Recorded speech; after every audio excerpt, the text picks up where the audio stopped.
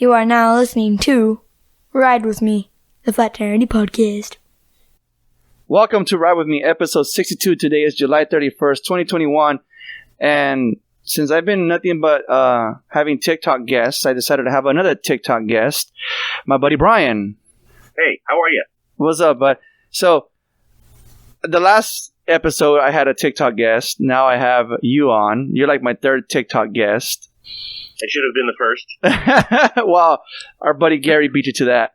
No, again, as I was telling my wife was like, you know, you're gonna have a podcast with a random person again. I'm like, well, not random, because I met him again watching one of his lives, and now we interact and talk on a regular basis. Or freaking, he'll send me a message. Brian will send me a message. Hey, I'm gonna go live today at 6:00, and usually that's around my time that I'm out riding my bike.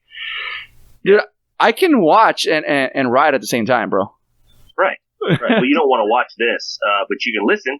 I listen. No, yeah, there's no. They can listen to this on their bike, right? My buddy Paul does. My buddy Paul does listen to the podcast while out riding his bikes. But yeah, no. One day I just caught on to your live, and then that was it. Just your story. You talk about pretty much relatable things, you know, when you're on your lives.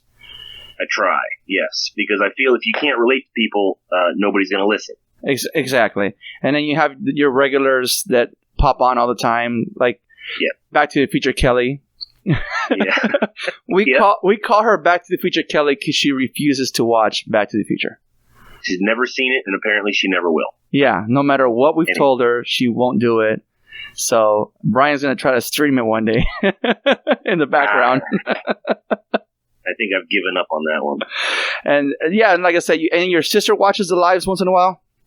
Occasionally, yeah. She works, whereas I play all day, so she has to get up early, so she doesn't always get on. But yeah. So tell us, where are you located right now? I believe you're 3 hours ahead of me.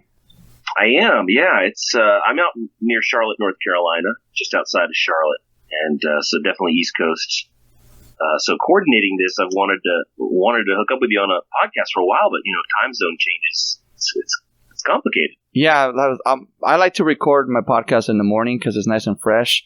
Right now at 1:00 in the afternoon at 95 degree weather, I am dripping in sweat.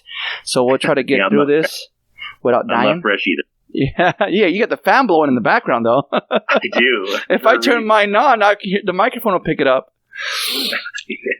So your job, I consider it interesting. You are a pilot. Yeah, I'm an airline pilot. Yeah, I have not worked a day in my life. So people call it a job. I just find it fascinating. I've been a pilot since I was a teenager, but I've been an airline pilot for 22 years, and I just find it fascinating that I get to do something so much fun, and then every 2 weeks, money gets deposited into my bank. So I still haven't figured out how I've gamed the system, but it's a lot of fun. It's a great job. On one of your lives, I jumped in and we did the live at the same time, just so you can talk to my son for a few seconds, because my son wants to be a pilot.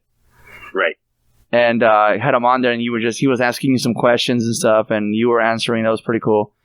But that's interesting, dude. That's pretty cool that you get to and you normally say, I'm just sitting here waiting for a phone call. Yeah, so you can either have a schedule or you can be on call. It really depends on a lot of factors, but so I enjoy being on call because while I have to be within 2 hours of the airport, there are many days where I'm on call getting paid and the phone never rings. So I get to be home. I can go around town. I can run my errands. I can do my thing. If the phone rings, I got to go to the airport within 2 hours. But otherwise, I can basically be home doing my thing and get paid for it. So this last week, for example, I was on call for 4 days. This last Monday through Thursday, and they never called. Not any of those days. So I got to do my thing for 4 days, get paid for it, and not have to really go in. So that's cool too. So those videos on TikTok where it says, "Do you get paid for being on TikTok?" You literally do. Yeah. I don't TikTok while I fly, obviously, but I can be at home making TikTok videos and and getting paid technically. Yeah. No, that's good. That's cool. Like I said, man, I found that interesting that, and like, you're a freaking air pilot, dude. Like, I've only flown once, dude. I've only flown once. One time ever? One time. Wow. And that's because I won a trip to a spring training in Arizona. So that was 45 minutes there and 45 minutes back. Right. But ever since then, I told the kids, like, dude, we got to do this. We got to do this more often. It was pretty chill. I mean, a lot of fun. It would have been 7-hour drive or a 45-minute flight. So that's right. That's right. And it's something that I think people have become accustomed to and they take for granted at this point. You know, I think it was Louis C.K., the comedian. I'm not sure if it's politically correct to talk about him anymore, but he had a great bit where he was talking about being on a flight from New York to L.A. and this woman was complaining that her Coke only had 5 ice cubes or something, and he's thinking, lady, you know, you're sitting in a chair in the sky. You're going to be across the country in 4.5 hours, where people died making this trip 200 years ago. It took people 2 months to get there, and people lost family members along the way. Like, just appreciate what you're able to experience here. You know? So it's true. It's kind of become a normal thing. 5 ice cubes, crazy. Yeah. It's a trip. What people complain about nowadays, man. It's a trip. It's sad. Yeah, I try. Like I tell my wife and kids, I try not to let certain things bother me. Something so simple. Hey, you forgot the straw. Oh well, then. The other day I went and got me an horchata. I love horchata, and the lady couldn't find the lids. I'm like, don't trip. Watch this. Gone. It's going to the same place. Yeah, right? Don't even trip. No, it's sad what this world has come to lately with complaining and stuff. Like, I mean, it is. Like the other day, I saw a video of this lady accusing this gentleman for stealing her son's phone, and bro, the phone was in the car. And when it was proven the phone was in the car, the guy's like, "Well, am I going to get an apology?" And she was like, "F you!" Like, damn. And now she went and made a police report because this video went viral. Yeah, she doesn't want that kind of bad publicity. Well, you put yourself in that situation. Yeah. The moment you saw homeboy recording, you shut up. Yeah. Shut up. Behavior has consequences. Who would have thought? Right. Right. That's why you'll find, I mean, even on my TikToks, I never say or post anything that could be considered inflammatory or derogatory or insulting. Because my goal, number one, is to never be insulting. I mean, I have no desire to hurt anybody's feelings. But in this super sensitive kind of world we're in now, it doesn't take much. And the last thing I need is somebody, you know, and I never talk about what airline I fly for or anything like that, but, you know, last thing I need is somebody to find something to go, you know what? The wind is blowing out of that direction today. I think I'm offended by this. And then complaints start happening and it gets out of control. Somebody zoomed in to this lady's t-shirt that she was wearing. And at the very bottom, it said a certain hospital company. Oh, yeah. And now this certain hospital company is looking into which location this young lady works for, because she might even get terminated because they're not going to tolerate that stuff. She was racially profiling somebody, you know? Yeah. So she might even lose her job. And hey, it's a trip because it's a trip because my wife was telling my kids the other day, she was talking to them about life, and one of them was, you know, you got to be careful you can't even honk your horn nowadays to the car in front of you. You got to be careful who you know, like all these road rage incidents lately, because somebody cut somebody else off and all of a sudden they pull out a gun and start shooting. It's like, it's getting ridiculous on what's going on. And the kids, like I said, my wife is like, you know, my boy's like, just honk at them, Mom. No, you don't even want to do that anymore. That's right. And it's interesting because I think it's all about perspective. And so I've tried very hard, considering I have a 17-year-old son who is numero uno in my life, and I've tried to be a good example for him. And I've always thought, I heard it somewhere decades ago, and I can't remember where I heard it from, but whatever situation you're in, whether you're driving or whether you're scrolling TikTok or whether you're watching videos, whatever, if you have an emotional response to something and you're just going to go off half-cocked and have a reaction, the saying I heard was, it's absolutely free to take a deep breath. Yeah. Hey, what a concept, right? Stop, take a deep breath, and ask yourself, is this really the hill I want to die on? Right. Is this really, is this worth it? So, and 90% of the time it's not. Right, and it's not. Many, many moons ago, I used to take anger management classes. Yeah, believe it or not, I took anger management classes, and the counselor that I had one day, he was from New York. So what do they do in New York? Honk, honk, honk, honk, honk, honk, honk, honk. Yeah. He made that mistake of doing that out here one day. He was like, I will never honk my horn again. He didn't like the outcome of him honking his horn. I'm like, dude, yeah, this isn't New York, dude. You can't pull that shit out here. And so, yeah, no, like I said, my wife is, tells him, hey, you can't even do that nowadays. I have a friend of mine, rest in peace, PJ. A few years ago, he was walking out of, I think a liquor store. And because of the way he glanced at two individuals in their car, these guys followed him and shot up his car. Oh, no. And sadly, he passed away. And it sucks. And that's another example why we tell our kids is like, you have to be careful, who you do that to. Like my son, for example, the little one, he's only 12, and he has a habit of rolling his eyes. And I checked him the other day. You're gonna roll your eyes at the wrong person one day, and it ain't gonna end well. So here I am, the one telling you to nip that shit in the ass now. Now. Yeah. And it's sad that we have to have these conversations with them, but it's our reality right now. It is. It's our reality. I recently taught my son how to drive, and I had to explain to him, look, kids tend to react to things emotionally. It's kind of ready, fire, aim. So I had to explain to him, look, you're gonna get cut off, right? People are gonna pull out in front of you. People are gonna go 10 miles an hour under the speed limit. People are gonna cut into your lane without using their turn signal. Like you just have to move along.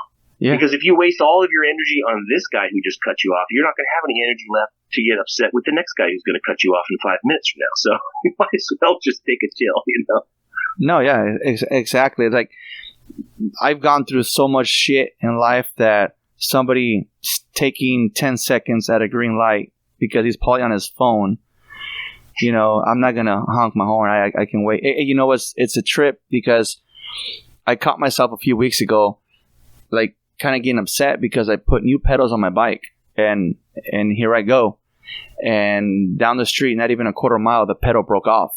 It snapped out. Like, it wasn't, the lug nut wasn't on properly, so it fell out. And I was like getting upset. I brought the bike back and I was struggling. I forgot that the left pedal and the right pedal are two different, they twist differently, right? So I just can't take a right pedal and put it over on the left side because it won't screw in. So I'm getting pissed off. I'm getting upset. And then I remember a phrase that I heard once that said, "You are where you're meant to be." So I just chilled.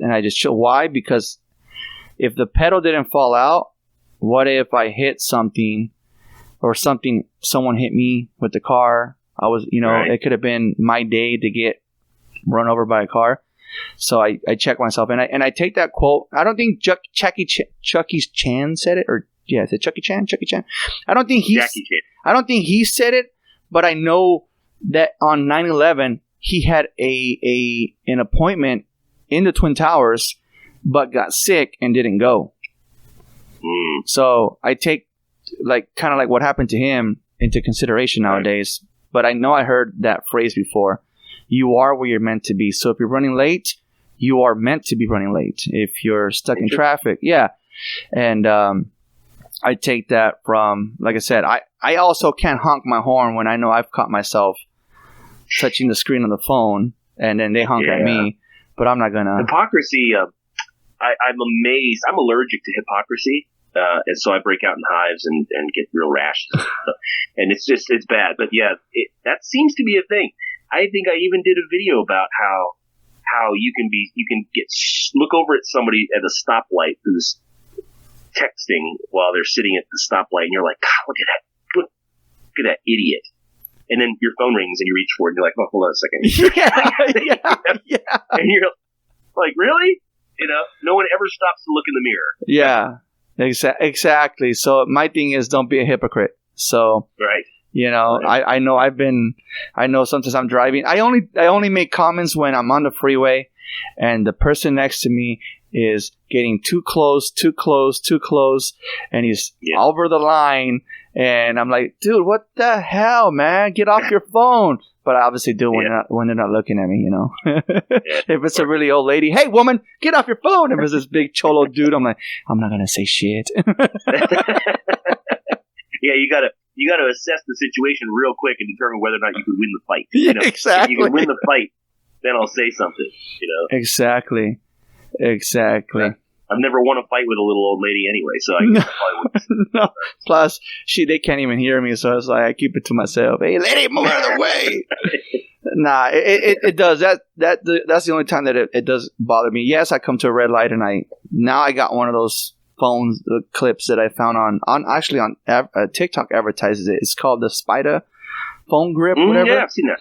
And it actually works. It's pretty cool. I like it. So whenever I go rent a car, I take it with me because I'm obviously going to need the GPS, and I'm not going to pay an extra $10 for them to give me the GPS. So I just have my phone, and that grip really works. And I have it like hanging right there where my mirror is at. And so if I just because looking down, I already got one ticket for being on my phone and a warning. And so the second warning was no bueno. You were where you were meant to be. Exactly. Exactly. I was on the clock too, so I got paid to get a ticket. That's when I first started kind of working for this company. And man. But so you are a single dad, right? I am. Yes, I am. And you've said in some of your story, your lives, that you get along with the mother of your son? Very well. Very well, yes. We did not have the greatest end to our story, that chapter of our story, I should say. But, we went and decided to work things. We realized that, this relationship may be over, but we're co-parents for this child for the long haul. So there's some other circumstances behind that really facilitated our relationship kind of changing into something much more pleasant. Namely, her mother took my side. Wow. You know what? Honestly, during the divorce. Honestly, been there, done that, bro. Like it's a trip. I'm being handcuffed and on my way to jail. And her mom's like, "What did you do to Andy?" Oh no! Yeah. So I get what I've been there, done that, bro. Yeah, I remember very distinctly my ex-mother-in-law saying to her, "You're the one who kind of messed this up, so you better make it right," kind of a situation. And then it wasn't maybe a year or two later, my parents and my ex-mother-in-law and some of my ex-in-laws family were over at my house for Thanksgiving, if that tells you anything. And I was upstairs putting my son to bed, and I could hear the conversation downstairs, and my ex-in-laws were leaving, and they were talking to my parents, and my parents had thanked them for being so good to me. And my ex-mother-in-law says, "Oh, it's nothing. We just feel like we got him in the divorce."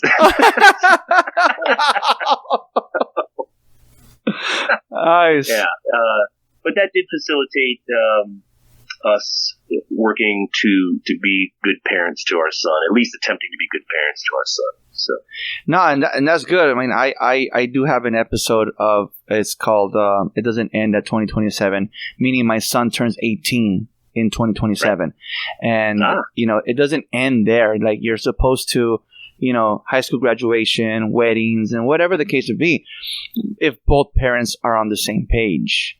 Right. I tried to co-parent with the mother of my kids recently for about a year and a half. And one event changed all that. Like, I had to remind her, if you're not going to let go of the past and you're going to throw the past in my face, then you're not ready to co-parent. So you come hit me up when you are ready to eliminate the past, because you put me through hell where I almost ended my life, and here we are, letting go of the past to co-parent for these kids. So when you're ready to let go of the past, give me a call. And because, like I said, it's like, okay, she's upset because she didn't get invited to my son's promotion. Dude, it was a 2-minute drive-through. What happens when the little one promotes in 2 years? What happens when the older one graduates in 4 years? What happens when the little one graduates in 6 years? It's only going to happen all over again. So until you let go of the past, I'm done. I'm not even. She called me the weekend that she had the boys, and she was venting about something, and I was like, okay, but how are the boys? But how are the boys? Do you need me to come pick up the boys? Because I guess she got into a fight with her girlfriend, and the cops were called, and she was trying to. So you can hear from me first. I'm like, but how are the boys? How are my boys? That's a priority. Yeah. So I don't think she liked the fact that I didn't give a shit. I'm sorry. How are the boys? And like, she accidentally texted me saying, your son wants to come home. I was like, right now? Let's go. And she didn't mean it. She didn't mean to text me. She text someone else. I think she did that to see what I would do. Yes, I would come pick up my boys. Of course. But yeah, co-parenting, dude, like, again, I've said it over and over again. When you see people in movies doing what they're supposed to be doing between, two families or whatever, that's the way it should be. That's the way it should be. Yeah, I mean, it's essentially making the best out of taking small bites out of the shit sandwich and maybe some salt and pepper to make it taste better. You're just doing the best you can with the situation. And I feel like it's, what happens between two people in a relationship should not be a burden for their offspring to carry. Exactly. So your kids don't know you as a husband. They don't know you as a wife. They know you as mommy and daddy. And so just because your home relationship situation changes, your role doesn't change in that. Your life may be changing dramatically, but you got to respect that person is still fulfilling their role. Yeah. Though you're not together. So, and it's not easy. Believe me, because in my job flying for the airlines, I get locked into a 6-foot cubicle hurling through the air at 450 miles an hour for hours and hours at a time. You have conversations, and I hear conversations from co-pilots that I'm flying with that are going through really nasty. When I say nasty, I'm talking nasty divorces.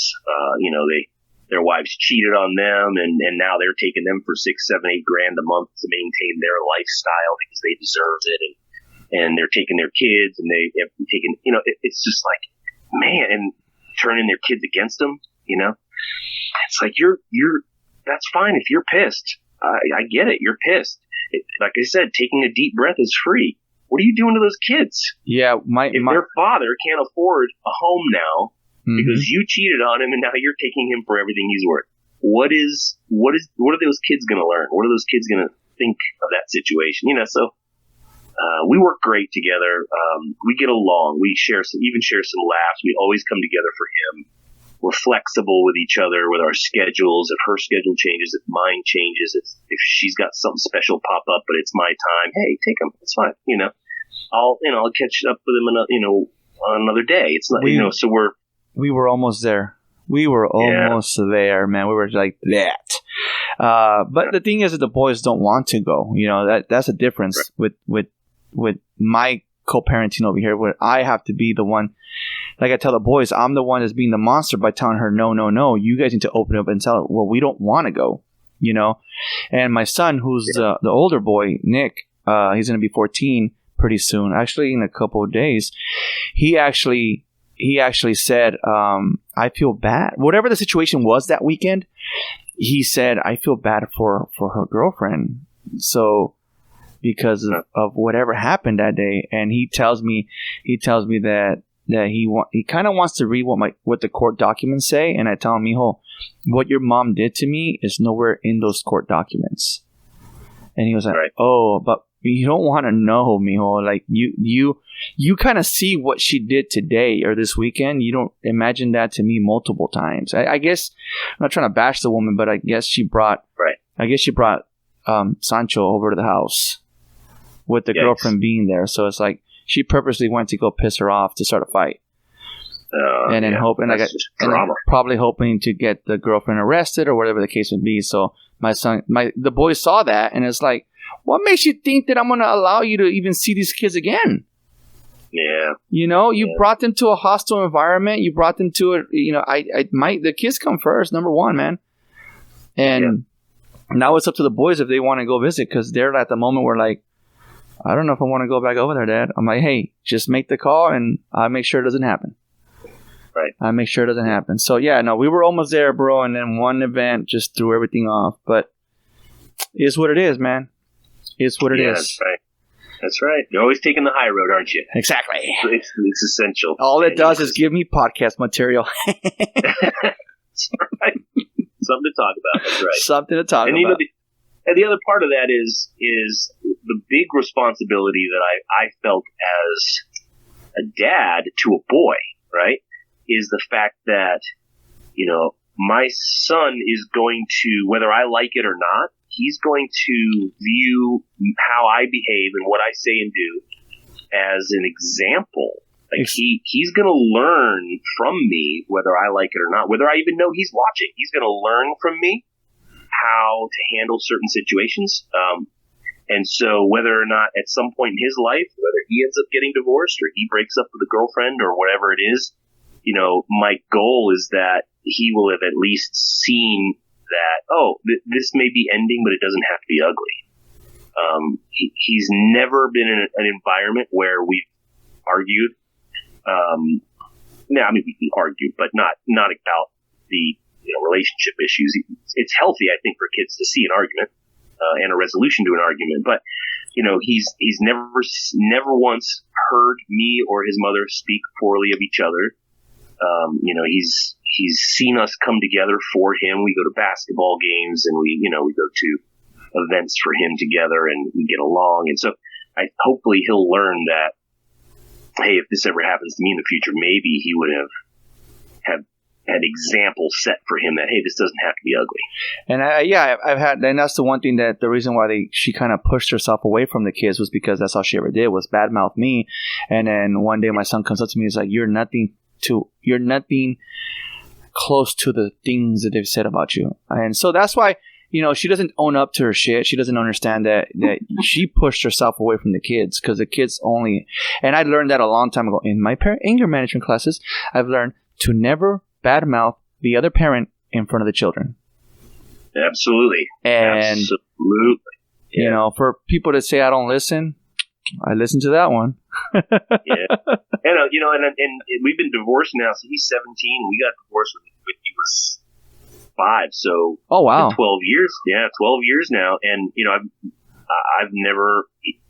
The thought has come up occasionally. I've been asked occasionally, does he know why you guys still got a divorce? Does he know what happened? And I said, nope. And it's not for a child to know that. At some point when he's older and an adult, if he's going to ask the question, I've always maintained because I can't do it, but I will never lie to him, but I won't go out of my way to explain to him all the things that she did. And it's not, I'm not going to throw her under the bus just so he has knowledge of what happened. It's not, what's the point?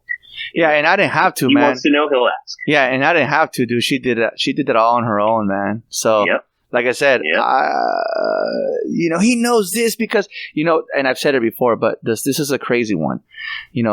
About maybe 2 years ago, maybe, a year ago, I went over to my mom's house, and my brother was there. And for those that have heard my podcast, they know what I mean, where I'm going with this. Yes. And I'm talking to my brother, and I'm squashing teas with my brother, and, hug it out with him. And like I said, hey, if I can have a conversation with the mother of my kids, I should be able to have a conversation with, my blood. You're my brother, blah, blah, squash it out. We're heading home, and my son, the little one, they ask questions. They always ask questions. And the question was, why was my mommy's ex at grandma's house? Or her ex-husband at grandma's house? And I'm like, I'm not throwing her under the bus. I'm answering his question. Right. And the answer is, well, that's my brother. Right. And his response was, ew, that's disgusting. Right. Homegirl got pissed off, but hey, guess what? The child had a question. Right. And what am I supposed to say? I mean, I'm not going to lie to him. I don't know why he was here. The honest answer was, that's my brother. His reaction was priceless. And it was. And it was. So, it's a unique situation. So when we talk about taking the high road, I have a feeling you paved the high road. Because I don't know. I mean, my goal is to always do the next right thing. So whatever the situation is, I stop and think about, okay, if my son was watching, what example would I want to set for him? And that's how I'm going to behave in this moment. But the dynamics of your story with your brother and her is so piercing, personally piercing to the heart. Like, I can't even fathom it. And the fact that you hugged it out and you took the high road, bro, you get mad props from me. I'll give you that. Hey man, like I say, my wife has taught me to be the bigger person, and she's always pushing me to be the better person. I started to squash things with the mother of my kids because my wife always said, even though she knew the stories, she's be the bigger person. And that day he was there, and I'm like, oh, well, since he's here, let's have the conversation. And it's a huge piece of humble pie to have to swallow in a way. Like she said, and she actually said it the day we went to the beach just recently. She even said it. She was because you were family, and you let go of the bullshit. You let go of the petty stuff. So, yeah. Hey, man. Yeah, that's not always possible. Some people aren't able to do that. Dude, he told me. Here's the thing. Here's why. He told me, I can't, anything I say or do can take back what I did to you. And my response was, what you did to me, I thank you. Why? Because what you guys did gave me custody of my kids. Yeah. You take a negative into a positive. That's right. You guys, what a concept. The day you two said I do, you handed me my kids. Right. It just cost me a lot of money, but thanks. Right. That lawyer wasn't cheap, bro. That lawyer, great, babe. You found the one lawyer that charges about $400 an hour. Shit. Out of all the lawyers out there, you picked but she did a good job. She did a good job. I hired her in October, and by March, I have full custody of the kids. Yeah, that's amazing. So I got you beat, but that's amazing. How long did it take your court process? Well, mine took longer because I was also fighting for a daughter that wasn't biologically mine. Oh, yeah. So that one took longer, and then but I ended up getting full custody of her too. But how was your divorce or your custody? How ugly was that? It wasn't. Oh, good.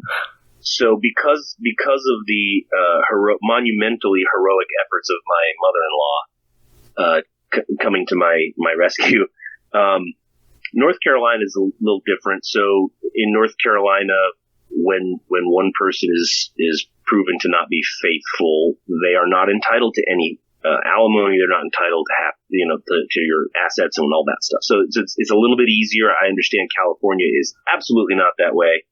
They're entitled to some child support if that's the case, but so she didn't get anything. I got a lawyer, and my lawyer said, well, there's a $1,500 consultation fee. I said, okay. So I tell the ex that, hey, I've got a lawyer. I recommend you get a lawyer. And she goes, well, why can't we just use your lawyer? And I said, we can. But you're going to probably want to get a lawyer. Just, she says, no, let's go talk to your lawyer. I said, okay. So we went in and spoke to my lawyer. My lawyer was saying, okay, this is the situation. You have to establish a separation date that is 1 year prior to being able to file the divorce papers. So, okay. So my lawyer said, ma'am, what are you asking for? And she said, well, can I have my hope chest? To which I promptly said, absolutely. And then she said, how do you want to handle custody? And we looked at each other and I said, 50-50 is fine with me. I'll have him when I'm home, not flying a trip, and you can have him when I'm out of town flying a trip. She said, yeah, that'll work. And my lawyer stopped us and said, ma'am, you do understand that I represent his interests. She says, yeah, I understand that. And he said, well, that'll be $1,500. And I looked at her and I said, do you want to split it? She said, okay. So she wrote me a check for $750 to split my lawyer fee. And the lawyer said, okay, well, you have to be separated for 1 year in order to process a divorce. So what was your separation date? And I said, can you put down any date? He goes, well, yeah, any date, whenever you guys got separated. And I said, how about a year ago? And he said, okay. So he wrote down 1 year ago today, they were separated. So the year was up and he submitted the paperwork. Nice. And I think it took 5 weeks, for the judge to stamp the approval on the paperwork, and it was done. I mean, literally, and I feel almost bad telling that story because I got it so easy. And like I was saying earlier, I fly with guys who don't. It's been 5 years. They've spent $80,000. You know what I'm saying? And it's like, and the ex now I want 50% of your 401k, and I want you to sell the house, and I want 50% of the equity, and and there's all this tug of war stuff going on, and the custody stuff. Holy cow! You would believe what I've heard. So I'm almost a little hesitant to tell my story because it was so easy. Well, you started already. No, those child custodies are ugly. Like I said, I the first time I went to court, it was in 2009. And a year later court, until, like I said, my wife one day was like, nah, this is enough. Like, this is enough. And she found, like I said, she's the one that found the lawyer that took care of, that she wouldn't even take your case unless she felt that your heart was in the right place. Right. And the day that they signed over the kids, that I won the custody of the boys in court, I started crying. And my lawyer hugged me and told me in my ear, this is why I do what I do. Nice. And it was pretty good. And my buddy, well, he's my buddy now. He doesn't represent me anymore, so we're considered friends now. My buddy Ian Tossing, he was my private investigator. I had to get a private investigator too, bro. Mm-hmm. So he was my private investigator. Yeah. He was my part investigator, and he pretty much if you ever, like I said, I don't know if you listen to my podcast, but check out episode 9. That was him, man. The way he tells the story, dude, is awesome. Yeah. Now here's a question for you. What's up? The private investigator that you got, when you called that person, did they act super shady from minute one? You know what? He was honestly honest with me. He was honestly honest with me. Months later, the day that I was on the phone with him, I was telling him, she did this, she did that, she did this, she's doing this. And he was like, in the back of his mind, yeah, okay, heard that one before. Yeah, okay, pal. So maybe, right. Maybe. So, well, I called the private investigator because I needed the evidence, and when I got the number from my lawyer, actually. Same here. I called the number. Same here. Yeah, I got the number. And when I called, the phone answers and I hear, hello. And I'm like, yes, I'm calling for a private investigator. Yes. Okay, are you a private investigator? Yes. Okay. Well, it was like he was being super covert, spy, shady. I called around to a couple of them, and they were all the same way. Not this guy. No, not this guy. This guy was chill. Nah, not like that. Not shady like that. Very weird. And it's even funnier. My mother-in-law went with me to the private investigator. Oh, shit. So you did have it easy, dude. Man, I fucking envy you now. I'm much more fortunate than I deserve, I guess. No, yeah, you're one of the lucky ones, I guess. Yeah. When I came home, literally all my friends were waiting for my text message to say full custody, and the moment I said that, dude, a party was like, dude, 1 point for the dads, is about time, and blah blah blah. It's just, it's true, man. Because Ventura County, they favor the moms most of the time. Yeah, I heard this. So it was a party, and it was like, it felt good. It felt good, and now I got to deal with their mood swings and shit. I had to check my little one the other day. Do you want to go? You know where? No. Okay, then you need to check yourself before you wreck yourself, dude. Right.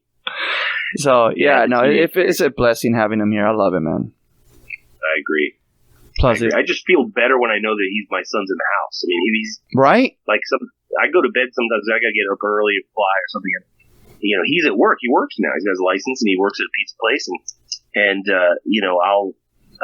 I will kind of not sleep well until I hear him come in the front door. And he always, even if I'm sleeping, he'll always come in my room, give me a hug and say, hey, love you, good night, kind of a thing. So then I sleep like a baby. Well, no, that's not true, because I'm not up every hour crying, but I sleep like a rock. It's just knowing he's under the same roof just gives me a sense of comfort, because I just, my favorite human. I think this is the part that made my wife kind of like just look for a lawyer. It was like the visits before were Friday, Saturday, I take them back Sunday. Friday, Saturday, I take them back Sunday. Monday, I'm okay. Tuesday, I'm okay. Wednesday, I'm missing my kids, dude. Right. And then Thursday and Friday. By Friday, I'm like, I can't wait to freaking go get them, you know what I mean? And and then one day it was I went to go again, drama at the house. She called me to go pick up the kids, and I ran to go pick them up. It wasn't even my visit time, but because the drama was going on, I went to go grab them, and I'm holding my kids, and this is heartbreaking, but this is where I'm holding my son. And I'm crying with him, dude. I'm crying with him, and he says, my mommy doesn't love me. Oh. So that's when my wife's like, bullshit. You need to get full custody of these kids, Andy. You need to get on top of it. So if anybody pushed the kids away, she did it to herself. But she'll never see that. She'll never see that. It's always, I'm the asshole. I'm the bad guy. But that's right. And you know what? That's a good point, because when I was going through the last 12 years, I've always maintained I will never speak poorly of his mother. If that relationship between him and her is going to get ruined, it's going to be because of her, not because of me. Exactly. Right? Now, granted, I'm thankful it didn't get ruined. I mean, she's had her moments, but certainly, I'm thankful that she's his mother, so, but I did not want to be the reason, because I felt like if I were the reason, if I spoke poorly of her and I were the reason that he had a terrible relationship with his mother, eventually, at some point in the future, he's going to blame me. Yep. Yeah. I don't want to cut you off, but I was pointing at you. Yep. No, I know exactly what you mean. Yeah. He's going to blame me. Yeah. Like the question the other day on your last live, but the question was, what would you change about your past or something, or stay away from, and honestly, it's like, you can't wish that. And when you're going through hell and back, and this individual is just putting you through hell where you just fucking hate the world and stuff, and you think back now, if I would have told myself that day, if I can go back and tell me, hey, don't go into that house today, bro, because you'll never come out. Right. But if my kids came out of that door, how can you take that? You can't go warn your younger self about an event that hasn't happened, because then your kids won't be here. And I honestly believe my kids saved my life. I say it to this day. I feel that I've become more responsible because I have them. Yeah, that's a good point. And I think I mentioned on that video or that live that, you know, as miserable as my marriage ended up being, I would never change it. Yeah. Because I feel like what I went through in that marriage is my payment to have my son. So that's fine. It was a payment. It was a check I was happy to write. And if I were to go back the day I met her and try to warn myself, you know, I wouldn't do it, because then I wouldn't have him. Yeah. So yeah. Yeah. I say that all the time, man. I say that all the time. My kids ask me too the same. If you can, you know how they play games, and like, if you can go back in time, Dad, what would you do? And before I'd be like, oh, your mother, you know, like in my head I'm like, your mother.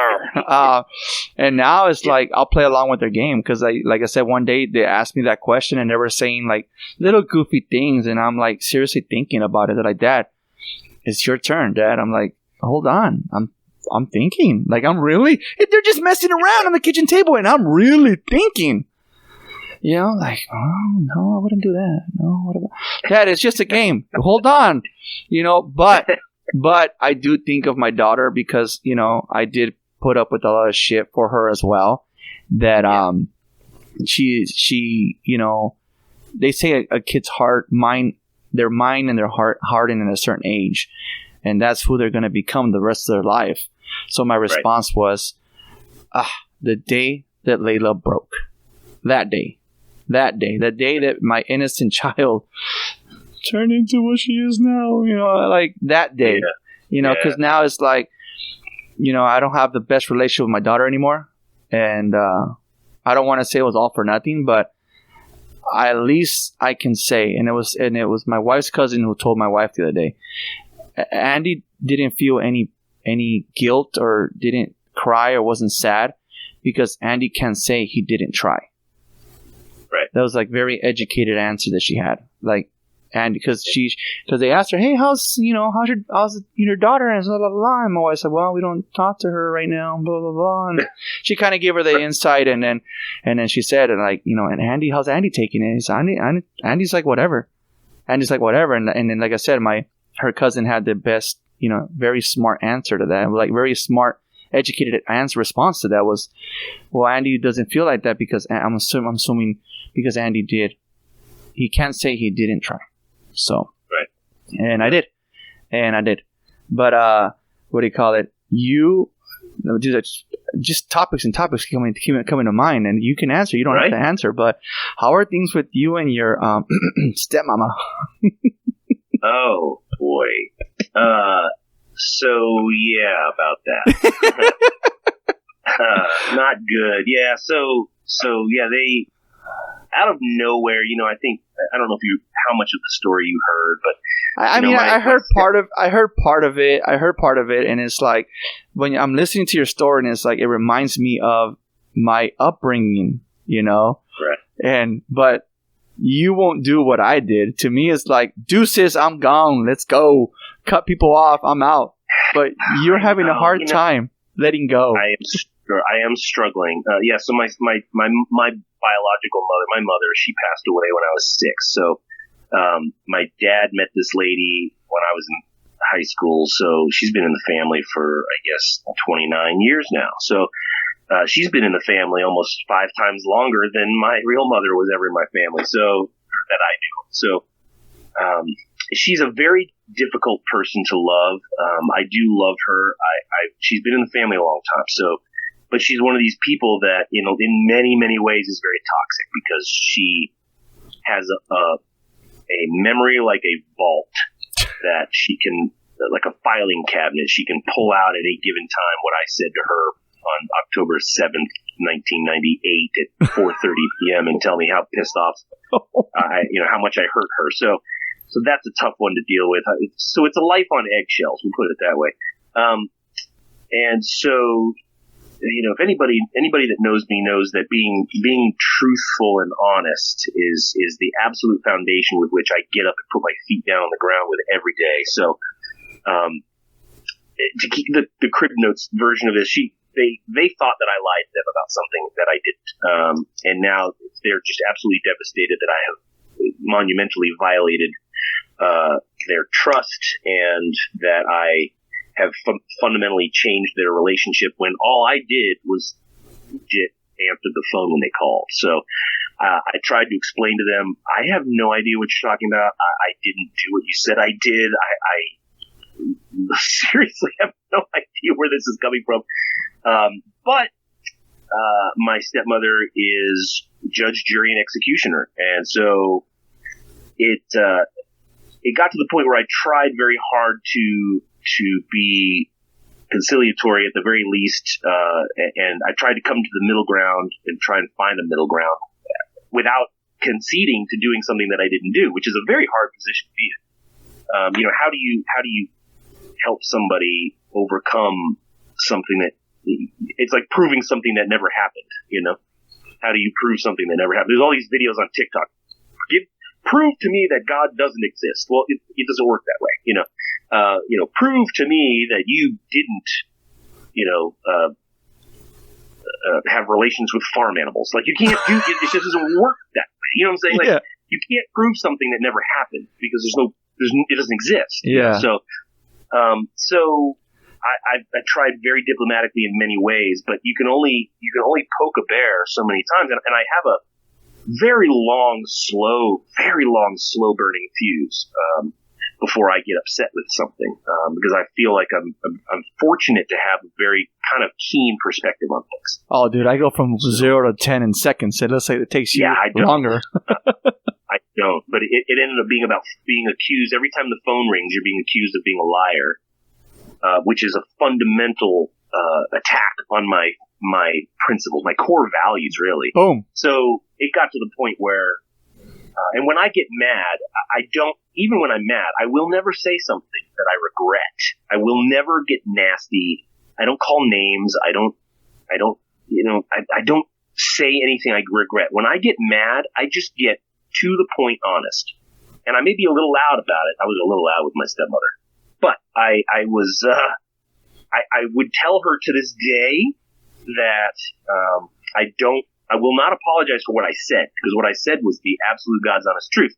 I could apologize for maybe my tone because she pushed too far, Yeah. And congratulations, I'm human. So we have not spoken. It's been 3 weeks we have not spoken.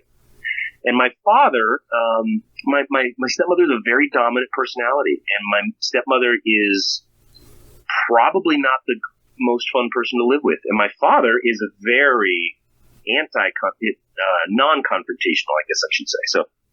So he has been essentially very meager about this whole thing. He won't fight back. He has never taken our side with anything. Always sides with her because he's got to live with her.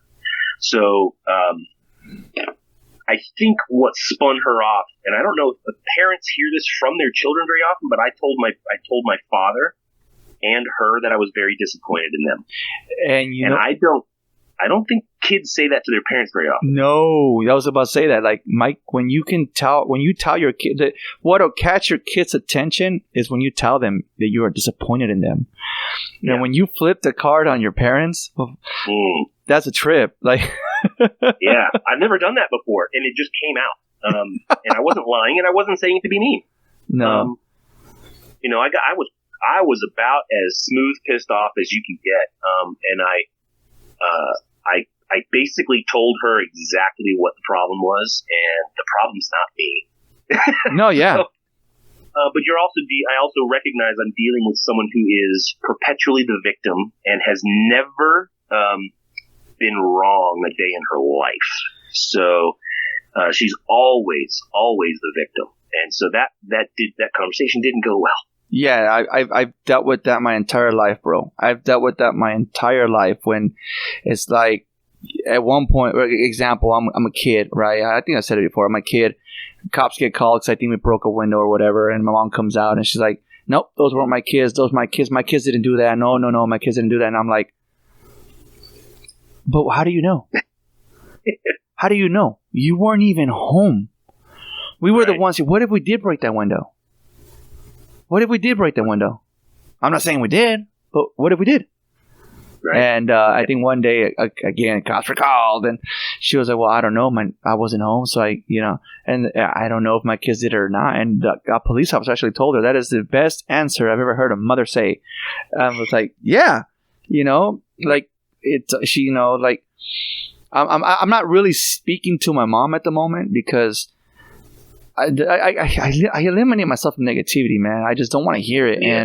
And, back in like November, September, whatever, October, my sister, who I haven't seen in 12 years, bro, 12 years, at 18, because of the same situation that we grew up in, she bounced, dude. She took off. She's closer to you than she is to me, dude. She took off. I think she moved to Illinois, and she, at 18, didn't even look back. Now she has a family. She's married. She's got a couple kids, and she's doing really good. She just bought a house recently, so she's doing way better than what she would have been doing out here. And so I'm talking to her. I'm like, hey, Christmas is coming up, and you guys said you guys have a vacation coming up. Are you guys want to come down here? We have a spare bedroom. You guys can stay, in the spare bedroom, and instead of staying in the hotel.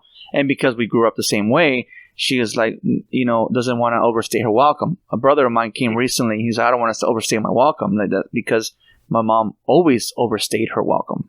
And so we try not to overstay our welcomes. And I'm like, no, don't worry about it. Your family, you're my sister. I haven't seen you in a while. Come on, blah, blah, blah. Okay. So my mom got pissed off because we offered her the room and she was considering coming here. And then my mom's house is, there's no space. My mom sleeps in the living room. She has her bed in the living room. So how are you going to offer your daughter who hasn't visited California in 12 years, your floor? There's no room. So I'm like, to avoid any more misunderstandings, which I knew the truth. To avoid any more misunderstandings, I ended up creating a group chat with my mom and my sister. This is what the plan is. You are welcome to stay here. Doesn't mean you have to stay here, but the doors are open. Right. Okay, this is, again, October, November of 2020. My mother goes and visits my sister in March of 21. I have a conversation with my sister in May of 21. My birthday, I'm talking to my sister, and my sister brings up the whole Christmas thing. That was like 5 fucking months ago. Are you serious? She's still bringing it up? Yeah. You gotta be kidding me. You have to be. So I talked to my sister on my birthday that morning that my mom called a few hours later. I have not physically have heard my mother's voice since March because I don't want to hear it because I'm going to get pissed off. Because I'm going to get pissed off. Hey, ¿qué pasó? I'm a little busy. What was going on? Oh, I was going to wish you happy birthday. Oh, okay, thank you. I get a phone call on Father's Day. Oh, hey, what's going on? I'm kind of jumping in the shower. What's going on? Oh, I just wanted to wish you a happy Father's Day. Okay, oh, thank you. I honestly, dude, again, like I said earlier, if you can't let go of the past, we can't move forward. Right. And I've mentioned that to my stepmother 1,000 times. And the funny thing is, remember we were talking earlier about hypocrisy? Yeah. So I have an older sister. I have 2 sisters. The oldest one was kind of the black sheep of the family for a decade. Yeah, I know what that feels like.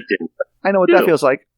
But it was through some kind of mutually hurtful things that have been said back and forth between her and my stepmother.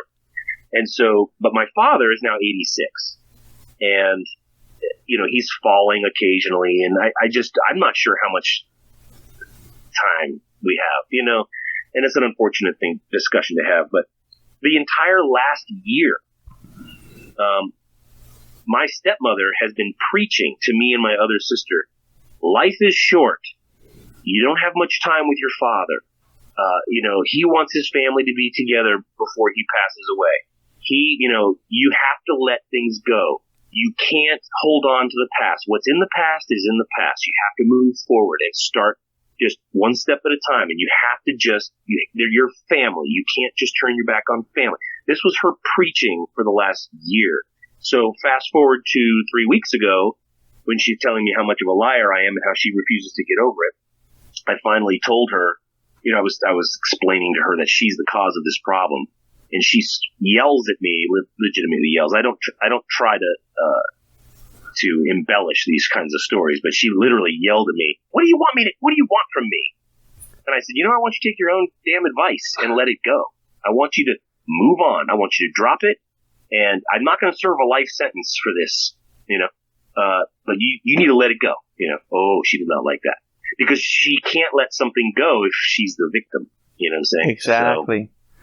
So Exactly. It's been a rough one. Sounds like your stepmom and my mom are kind of alike. And actually, let's throw in the mother of my kids in there too. Yeah. Yes. It's not good. And, I don't know how much time I got left with my dad. And of course, they live in a different state anyway, but I don't know how much time I got left. And it's like, I don't want to give up on that relationship, either of them, because I feel like, yeah, your family. Now, the other interesting thing is my stepmother told me she does not love unconditionally. Now, she has preached to me for decades that I love you like a son, like you're my own. She never had any kids of her own, so I love you like you're my own.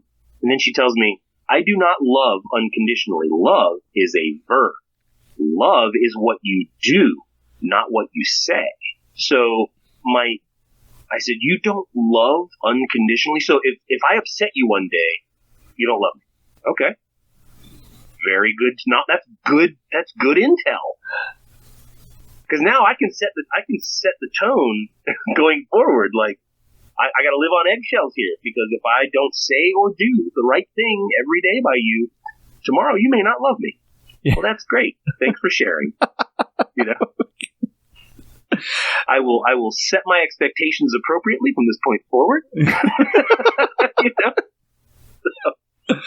Oh man, I like I said, I know how that. I mean, she's your stepmom, but I know what it feels like not to be loved by your own biological mother. So, I mean, and it is what it is. I've learned to accept it, and I've learned to be, like I said, my brother's been coming to visit a lot recently lately, and he saw that he was here on a Friday, and he got here on a Thursday. I lied. He got here on a Thursday, so Friday morning was payday, and I'm on this Excel sheet that I have on the wall, and I'm crossing off. Okay, direct deposit. This one got paid. Cross it off. This one got paid. Cross it off, and then okay, in 2 weeks, this one's due. This one's due. So I go and I auto deposit from my bank, and I do a little mark. And what does those marks mean? Okay, the little black mark means that that one's already automatically coming out of my paycheck, coming out of the bank. That is set on its own. When I mark it myself with the pencil, that's reminding me that I already auto deposited that one on my own. And it's like explaining on the sheet, and he's like, "So you're telling me if our mom did this her whole life, we would have never got evicted all those times?" Bingo. Wow. Bingo. Wow. So. Yikes. Yeah. Okay. And so, hey man, I've learned everything that I know about parenting from my wife. The unconditional love, especially one. And my daughter's driving me crazy. What did she say? Unconditional love.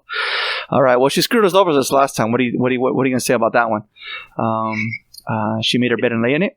Boom. Boom. Boom. Right. That's perspective. I'll give you that. Yes, sir.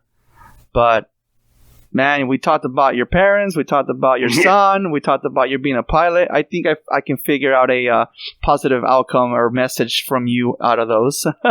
You did. Yeah, I mean, you gotta be positive. It's all about perspective. Yeah. You know what I mean, so you wake up above dirt. Let's make today the best day we can. There you go. Well, Brian, thank you for being a sport, for coming on, and the confusion earlier about how to add you on Facebook and stuff.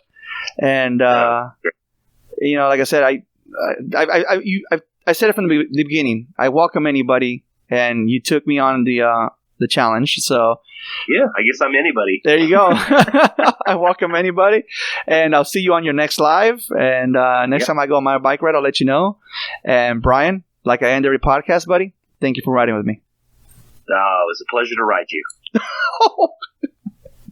Thank you for listening to Ride With Me, the Flat Tire Indie Podcast. You can also listen to us on iTunes, Spotify, and Podbean.